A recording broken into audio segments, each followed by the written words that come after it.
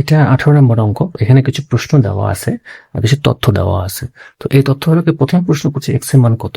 তো এক্স এর মান বের করার জন্য কিন্তু আমাদের এই গোটা জিনিসটার মান লাগবে। তো গোটা জিনিসটা মানেই কিন্তু নাম্বার অফ ইউ। তো নাম্বার অফ ইউ এখন চতুর্ভুজটা দেওয়া নাই, তো বুঝে নিতে হবে চতুর্ভুজের মধ্যে এটা আছে। তাহলে আমাদের ক নাম্বারে আমরা যেটা করব, যে ক নাম্বারে নাম্বার অফ ইউ দেওয়াই আছে আমাদের 50। তো নাম্বার অফ ইউ মানে হচ্ছে সবগুলাই, তো সবগুলোতে কি কি আছে, এই সবগুলো এ বি সির মধ্যে যা আছে, তো আমরা এক এক করে প্রথমে লিখি। তো এর মধ্যে আছে 2a x plus 1, 3 plus 2। B এর মধ্যে আছে x মাইনাস 1 প্লাস 0, আর সি এর মধ্যে আছে x প্লাস 5। তাহলে আমাদের কি কি হচ্ছে একটু দেখি। তাহলে 2 আর 3, 4 আর 5, 5x। এবার সংখ্যাগুলোকে আমরা দেখি, সংখ্যাগুলো আছে 1, এখানে 1 আছে, এখানে 4, 4 আর 2 6, 6 5 7 8 9 10 11, 11 থেকে 1 বাদ দিলে হচ্ছে 10, 50। তাহলে 5x সমান সমান 50 মাইনাস 10 সমান সমান 40। তাহলে x সমান সমান 40/5 সমান সমান আসলে 8। তাহলে x এর মানটা আমরা পেয়ে গেলাম আসলে 8। এটাই হচ্ছে x এর মান।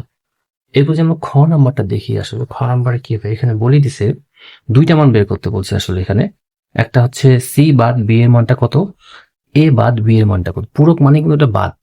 তাহলে বি সি এর মধ্যে যদি আমি সিটাকে বাদ দিই, আমি সিটাকে বাদ দিই, সিটা যদি আমি ঢাকে দিই, তাহলে আমাদের বাকি থাকতেছে কি, আমাদের বাকি থাকতেছে আসলে x plus 1 into x minus 1। তাহলে number of B intersection C পূরক এর মানেটাই হচ্ছে আমাদের, আমার বাকি থাকে এক্স প্লাস 1, বাকি থাকে এক্স মাইনাস 1, 1 1 কাটা 2x। তাহলে আমাদের বাকি থাকতেছে যেটা, সেটা হচ্ছে 2, আর এক্স এর মানটা হচ্ছে আমার 8। তাহলে 8 2 কত, 8 2 হচ্ছে আমাদের 16। এর পরের অংশ যদি আমরা করি, এই অংশটা নাম্বার অফ এ পূরক ইন্টারসেকশন বি, এটা মানে হচ্ছে এটা থাকবে না, বি থাকবে। তাহলে আমরা যদি এ বাদ দিই, তাহলে বি এর মধ্যে কি থাকতেছে, এক্স মাইনাস 1 আর 0।